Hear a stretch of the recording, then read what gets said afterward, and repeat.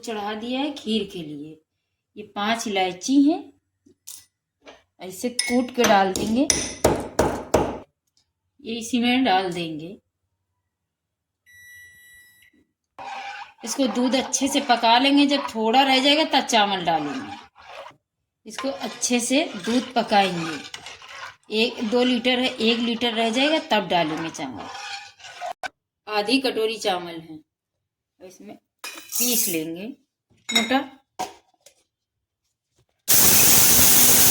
ये देखिए इतने पीसा है, ज्यादा नहीं महीन किया है, थोड़ा सा महीन किया है।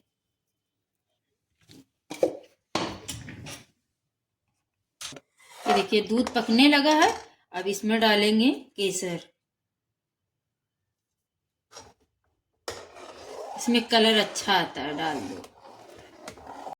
ये देखिए दूध पक गया है, और इसमें चावल डाल देंगे। फौरन चला दीजिए, नहीं एक जगह हो जाएगा चावल, चलाते रहिएगा।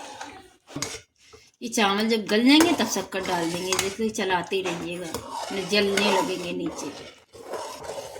ये देखिए अच्छी पक गई है, अब इसमें डाल देंगे शक्कर।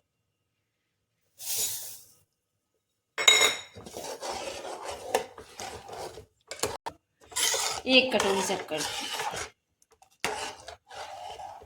5-10 मिनट तक इसको पकाएंगे, फिर बंद कर देंगे। ये देखिए बन के तैयार हो गई है। ये देखिए